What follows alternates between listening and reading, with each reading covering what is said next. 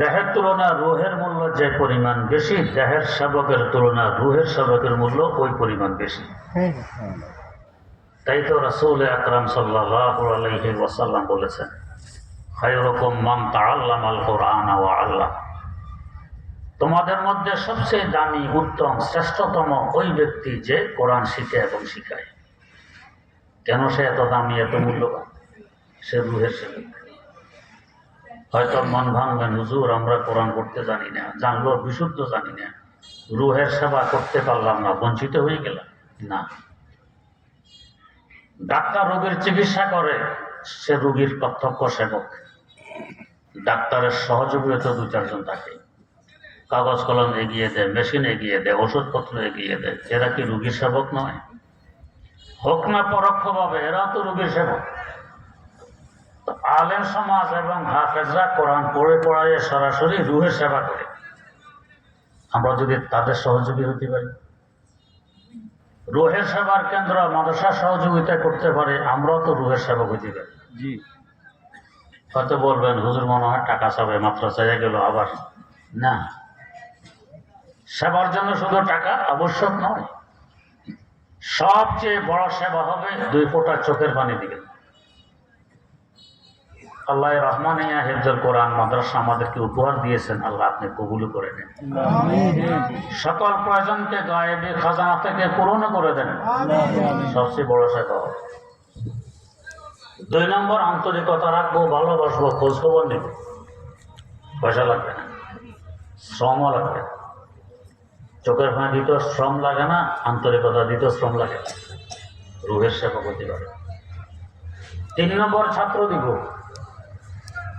যদি ছাত্র কোরআন সিনা ধারণ করতে পারে, কোরআনিক জীবন গড়ে তুলতে পারে, দুনিয়া নিয়ে ছাত্রের চিন্তা করতে হবে না, দুনিয়ায় ছাত্রকে নিয়ে চিন্তা করবে। ওরা ঠকবে না, আপনারাও ঠকবেন না। বোঝার জন্য বলছি, আল্লাহ ক্ষমা করুন। আমার আব্বা জান রহমতুল্লাহ আলাইহি আমাদেরকে মাদ্রাসায় পড়াইছেন, আমরা 4 ভাই। বড় আলেম ছিলেন, আল্লাহওয়ালা বুজুর্গ ছিলেন। এতেকালের সময় 2 ভাই ওনার এই পাশে বসা, 2 ভাই ওই পাশে বসা। কেউ ইয়াসিন সূরা তেলাওয়াত করছে, কেউ কালমা শরীফের তালকিন করছে। হঠাৎ হেসে দিলেন, অথচ জবান বন্ধ ছিল, শুধু নিঃশ্বাস আছে, হেসে দিলেন। কেন হাসলেন আল্লাহ ভালো জানে। হয়তো ভাবতে পারে, আলহামদুলিল্লাহ ছেলেদেরকে মাদ্রাসায় পড়াইছি, সুন্নতকে মোতাবেক আমাকে বিদায় দিচ্ছি তেলাওয়াতের মাধ্যমে। মনের আনন্দ হয়তো হাসছে। এই হাসি নিয়ে কবর জগতে পৌঁছলেন। গোসল আমরা ভাইয়েরা দিয়েছি, অন্যদের মাধ্যমে নয়। কবর আমরা ভাইয়েরা খনন করেছি, অন্যদের মাধ্যমে নয়। কাফন আমরা ভাইয়েরা পড়াইছি, অন্যদের মাধ্যমে নয়। জানাজার নামাজের ইমামত আমি করেছি, অন্যদের মাধ্যমে নয়। কবরে আমরা ভাইয়েরা রেখেছি, অন্যদের মাধ্যমে নয়। মাটি আমরা দিয়েছি। আজ থেকে 42 বছর আগে তিনি ইন্তেকাল করেছেন। আলহামদুলিল্লাহ আজ পর্যন্ত বাড়ি গেলে কোনো দিন বাদ যায় না তার কবরের পাশে যে হাজিরি না দেয়া হয়। কোনোদিন 3 বার 4 বার 5 বারও কবর পাশে হাজিরি দেওয়া হয়, ইসালে সওয়াব করা হয়। আশেপাশে কোথাও মাহফিলে গেলে, আমাদের বাড়ি কুমিল্লা জেলার আসাম থানা, রাতের 1টা বাজুক 2টা বাজুক, ফিরার পথে আব্বা আমার কবরের কিনারায় হাজিরি হয়, ইসালে সওয়াব হয়, তারপরে ঢাকার দিকে রওনা হয়। আলহামদুলিল্লাহ ওনারাও ধন্য আমাদেরকে মাদ্রাসায় পড়ায়, আমরাও দমে দমে তাদের কৃতজ্ঞতার প্রকাশ করি যে আমরাও ধন্য আমাদেরকে মাদ্রাসায় পড়াইয়েছে। ওনারাও ঠকেননি, আমরাও ঠকিনি। আল্লাহ পাক বাদশার মতো চালান, আলহামদুলিল্লাহ। তো ছেলেদেরকে মাদ্রাসায় দিব, ভাতিজাকে দিব, বাগিনাকে দিব। ইনশাআল্লাহ যদি কোরআনে এলেম সিনা ধারণ করতে পারে, দুনিয়া নিয়ে তাকে ফিকির করতে হবে না, দুনিয়া তাকে নিয়ে ফিকির করবে। আমার শেখ মুর্শিদ শেখুল ইসলাম আল্লামা তাকে উসমানী দামাত বারকাতুহুর একটি শের আছে।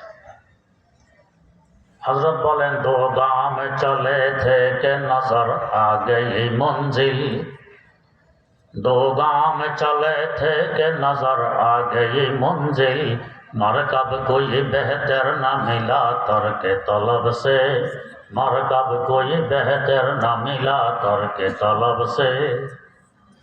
2 কদম চললাম, দেখি গন্তব্যে পৌঁছে গেছি। এত দ্রুত কিভাবে পৌঁছলেন? আমার বাহন বড় দ্রুতগামী, এই জন্য দ্রুত পৌঁছতাম। সে বাহন কি? সে বাহন হলো তারকে তলব, দুনিয়া বিমুখ থাকা। আমার কাজ কোরআন নিয়ে পড়ে থাকা, কোরআনে বিদ্যা অর্জন করা, বিদ্যা প্রচার প্রসার করা, এটা আমার কাজ। আমার দুনিয়ার চিন্তা আমার আল্লাহ করবেন। কারে সাজে মা বফিকরে কারে মাস, ফিকরে মা দরকারে মা আসারে মাস। আমার মনিব আমার চিন্তা করবেন, আমি তো মনিবের গোলামি করবো, তার কোরআন নিয়ে থাকবো, চলবে না। ছেলে দিবেন, বাচ্চা দিবেন, এটা হলো সহযোগিতা। 4 নম্বরে সামর্থ্য অনুপাতে কিছু আর্থিক সহযোগিতা করবেন। লক্ষ লক্ষ টাকা দিতে হবে না।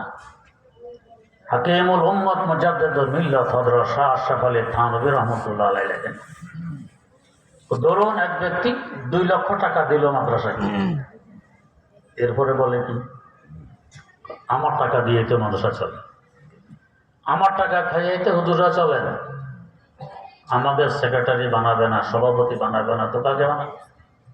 2 লক্ষ টাকা চলে গেল, 2 পয়সা লাভ হবে, মাদ্রাসারও বরকত হবে না, ওরও সওয়াব হবে না।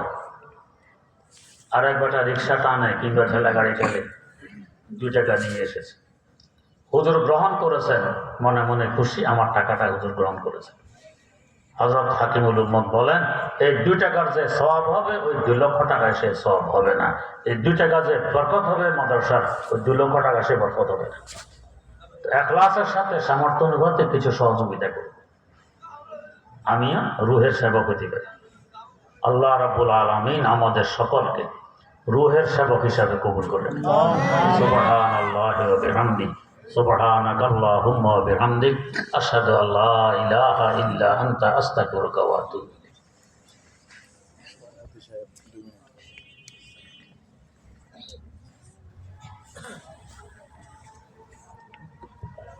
আলহামদুলিল্লাহ, আমরা